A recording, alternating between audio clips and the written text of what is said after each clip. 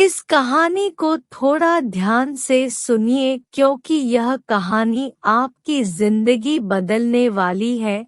एक समय की बात है, महात्मा बुद्ध के सबसे प्रिय और करीबी शिष्य आनंद एक बार कहीं जा रहे थे। तभी रास्ते में उन्होंने देखा कि एक आधे उम्र का व्यक्ति एक चट्टान के ऊपर बैठकर रो रहा है। यह देखकर आनंद वहीं रुक गए और उस व्यक्ति के पास जाकर उसके दुखी होने का कारण पूछा। वह व्यक्ति अपने आंसू पोंछते हुए बोला, मैं नहीं, पास के ही गांव का रहने वाला एक बदनसीब व्यापारी हूँ। मैं जो भी काम करता हूँ वही बिगड़ा जाता है। व्यापार के चक्कर में मैंने अपनी माँ और पत्नी के गहने गंवा दिए, अपने परिवार को खो दिया और यहाँ तक कि अब तो मेरा घर और खेत भी गिर भी मुझे तो लगता है कि मेरी किस्मत ही खराब है। उस व्यक्ति की बात सुनकर आनंद बोले, तुमसे किसने कहा कि तुम्हारी किस्मत खराब है? जरा मैं भी तो जानूं कि तुम्हारी किस्मत में क्या खराबी है।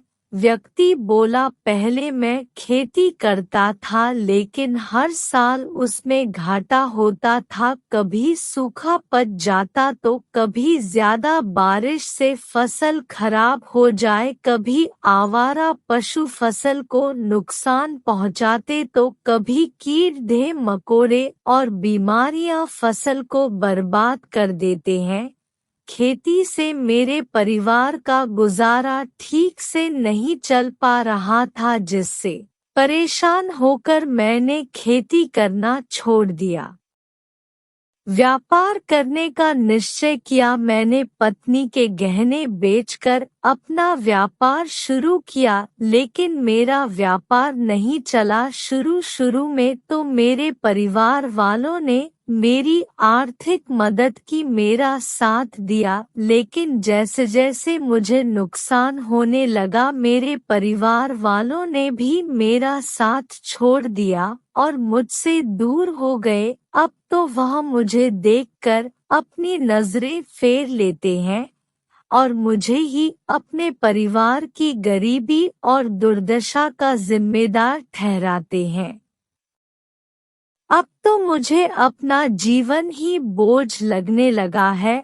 अक्सर मेरे मन में ख्याल आते हैं कि अपना जीवन ही खत्म कर लूं, और मैं आज यहाँ आत्महत्या करने ही आया था लेकिन हिम्मत नहीं जुटा पाया, इसीलिए इस पत्थर पर बैठकर रो रहा हूँ।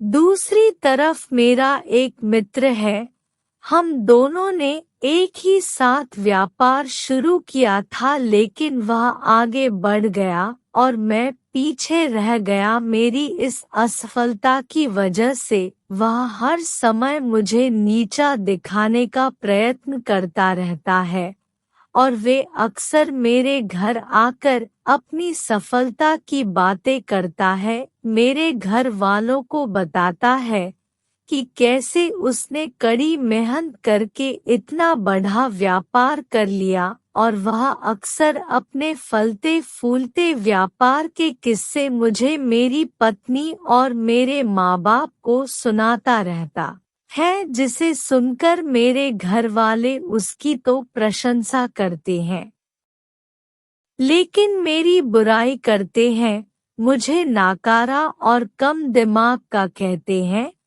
मेरी पत्नी और माँ मुझे बात बात पर ताने मारती है, जिससे मुझे बहुत दुख पहुँचता है और कई बार खुद की नाकामियां पर क्रोध भी आता है। लेकिन मुझे समझ नहीं आ रहा कि मैं क्या करूं। यह सुन भिक्षु आनंद ने पूछा, तुम्हें किस बात का दुख होता है? अपने असफल होने का या फिर मित्र के सफल होने का सवाल सुनकर वह व्यक्ति एक पल के लिए सोच में फिर बोला, अगर सच कहूँ तो मुझे अपने असफल होने का उतना दुख नहीं होता जितना कि मित्र के सफल होने का होता है। भिक्षु आनंद ने अगला प्रश्न किया, अगर तुम्हारा मित्र व्यापार में असफल हो जाता और तुम सफल हो जाती तो क्या तुम खुश होते? व्यक्ति ने कहा, हाँ, मुझे बहुत खुशी होगी। आनंद बोले, इसका मतलब कि तुम्हारी खुशी तुम्हारी मित्र पर निर्भर करती है। अगर वह चाहे तो तुम्हें खुश कर सकता है और अगर वह चाहे तो तुम्हें दुखी भी कर सकता है। तुम स्वयं से ना तो खुश हो सकते हो और ना ही दुखी हो सकते हो। भिक्षु की बातें सुनकर व्यक्ति थोड़ी देर के लिए सोच में पड़ गया और फिर बोला, आपकी बातें सुनकर मुझे कुछ आशा बन रही है। तभी भिक्षु आनंद ने कहा, जब हम किसी से आशा बांध लेते हैं तो उस पर निर्भर हो जाते हैं, फिर हमारी खुशी और दुख भी उसी पर निर्भर करने लगते हैं। इसीलिए सबसे बेहतर है कि तुम स्वयं सी आशा बांध। जब तुम ऐसा करोगे और साथ ही पूरी मेहनत और ईमानदारी से काम करोगे तो तुम्हें सफलता अवश्य प्राप्त होगी। तुम्हें लगता है कि तुम्हारा मित्र तुम्हें नीचा दिखाने आता है, दुखी करने आता है, पर अगर ईमानदारी से विचार करो तो वह बातें तो सच्ची ही कहता है। वह अपने संघर्ष और अनुभव की बातें बताता है। तुम उन बातों से बहुत कुछ सीख सकते हो। तुम्हें तो इसके लिए उसका धन्यवाद करना चाहिए कि तुम्हें घर बैठे इतने सारे अनुभव मिल रहे हैं। तुम अनुभवों का लाभ उठाओ, नई शुरुआत करो, ईमानदारी से कर्म करते जाओ, हार मत मानो, एक दिन तुम्हें सफलता जरूर मिलेगी। आज तुम जिसे अपना पूरा वक्त हो या बुरी किस्मत कह रहे हो, एक दिन यह बदल जाएगी और इसी के साथ तुम्हारी सोच और विचार भी बदल जाएंगे। और देखना, जब तुम्हारा अच्छा समय शुरू हो जाएगा तब तुम्हारा मित्र भी तुम्हें अपनी सफलताओं की कहानियां नहीं सुनाएगा, तुम्हें अपनी असफलताओं और परेशानियों की बातें सुनाई देगा, ताकि तुम उसकी बातें सुनकर भ्रमित हो जाओ, तुम्हारा आत्मविश्वास डगमगा जाए और तुम गलत निर्णय ले सको। लेकिन उस समय भी तुम्हें अपने ही बुद्धि का प्रयोग करना होगा, स्वयं पर विश्वास रखना हो। जिस प्रकार तुम्हारा मित्र आज तुम्हें दुखी करने आता है, वैसे ही वह उस समय भी तुम्हें दुखी करने आएगा, क्योंकि जिस तरह उसे दुखी देखकर तुम्हें माता है, ठीक उसी तरह उसे भी तुम्हें दुखी देखने में उतना ही मजा आता है। व्यक्ति ने कहा, आपने सही कहा मुनिवर, लेकिन मेरा सबसे बड़ा दुख यह है कि मेरे परिवार के लोग भी इसमें शामिल हैं। वास्तव में मैं तो अपने परिवार के लिए अच्छा करना चाहता था, उन्हें खुश रखना चाहता था, लेकिन वह भी मेरी बातों और भावनाओं को नहीं समझ रही हैं, मुझे ही गलत कहते हैं और पिछले कुछ समय से तो वह मेरे साथ भी नहीं है। भिक्षु आनंद ने उस व्यक्ति को समझाते हुए कहा, हम हमेशा चाहते हैं कि हम जो कुछ भी करें लोग उसके लिए हमारी प्रशंसा करें, लेकिन आमतौर पर ऐसा नहीं होता। लोग हमारे पास आकर तारीफ नहीं करते, जिससे हम दुखी हो जाते हैं।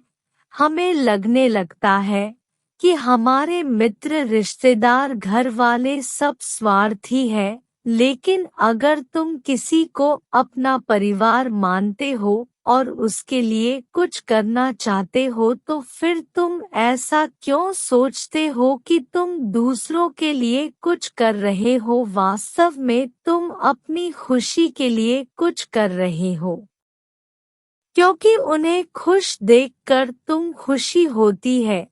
अगर ऐसा करते समय तुम मानकर चलते हो कि तुम दूसरों के लिए कुछ कर रहे हो तो तुम दुखी रहोगे, लेकिन अगर तुम्हें लगता है कि तुम स्वयं के लिए कर रहे हो तो तुम खुश रहोगे, क्योंकि जब हम स्वयं के लिए कुछ करते हैं या करना चाहते हैं तो हमें इसके लिए सांत्वना की जरूरत नहीं पड़ रहती। भिक्षु आनंद की यह बातें सुनकर उस व्यक्ति के चेहरे के भाव पूरी तरह से बदल गए। उसने कहा, आप सही कह रहे हैं, मैं समझ गया कि अब तक मेरी किस्मत इसीलिए खराब थी क्योंकि वह दूसरों के हाथों में थी, लेकिन अब से मैं अपनी किस्मत को अपने हाथों में रखूंगा, फिर से प्रयत्न करूंगा, पूरी लगन और ईमानदारी से काम करूंगा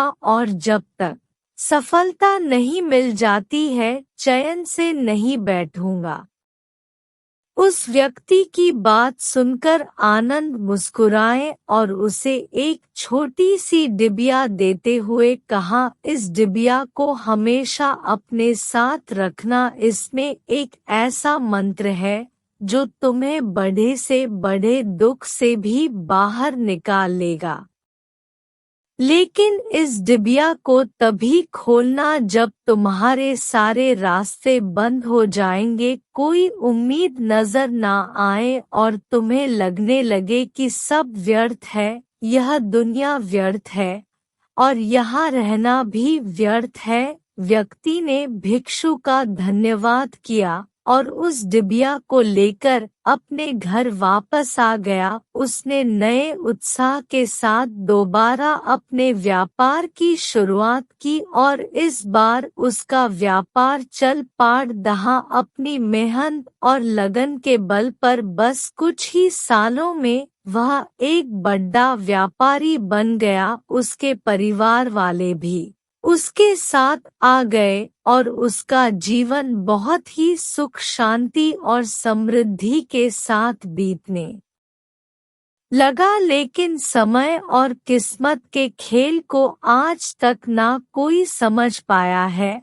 और ना कोई समझ पाएगा। यह सदा एक जैसा नहीं रहता, यह बदलता रहता है। उस व्यक्ति के जीवन में भी बदलाव आया। वही व्यक्ति जिस राज्य में रहता था उस राज्य पर पोसी राज्य के राजा ने हमला कर दिया। उस हमले और लूटमार में उस व्यक्ति का सारा धन भी लूट लिया गया। उसके दुकानें और घर सब जला दिए गए। जान बचाने के लिए उसे अपने परिवार के साथ वहां से भागना पड़ा। व्यक्ति अपने परिवार के साथ कई दिनों तक इधर-उधर भटकता रहा। वह दाने दाने को मोहताज हो गया। उसका बच्चा बीमार हो गया और इलाज के अभाव में बीमारी से बुरी तरह रहने लगा। यह देखकर उसका हृदय चित्कार कर उठा। उसके पास अपने बेटे के इलाज और परिवार को खिलाने के लिए धन के नाम पर एक सिक्का भी नहीं था। वह अंदर से बुरी तरह से टूट गया। ऐसे में उसे एक बार फिर से निराशा नहीं घेर लिया। उसे लगने लगा कि उसका जीवन व्यर्थ है, सारी दुनिया व्यर्थ है। लेकिन तभी अचानक उसे भिक्षु आनंद द्वारा दी गई डिबिया की याद आई। उसने भी उत्सुकता के साथ उसे खोला। उस डिबिया के अंदर एक पर्ची रखी हुई थी। उस पर्ची पर कुछ लिखा हुआ था। उस पर्ची को उसकी आंखों के सामने छाया हुआ निराशा का अंधेरा छट गया। और वह एकदम से मुस्कुरा उठा। उस पर्ची पर लिखा था, यह वक्त भी गुजर जाएगा। दोस्तों, यह कहानी हमें सिखाती है कि समय के खेल को समझना संभव है। यह हमेशा बदलता रहता है, इसीलिए बुरी परिस्थितियों में हमें अत्यधिक निराश नहीं होना है, आत्मविश्वास बनाए रखना है, क्योंकि समय बदलता जरूर है। आज बुरा है तो कल अच्छा भी जरूर आएगा। बाकी अगर यह कहानी आपको अच्छी लगी हो तो इस पोस्ट को शेयर करें और ऐसी और कहानी सुनने के लिए गोल्ड ड्राइव चैनल को सब्सक्राइब करो, लाइक करो और मिलते हम आपसे ऐसी ही एक और प्रेरणादायक कहानी के साथ वीडियो में। धन्यवाद।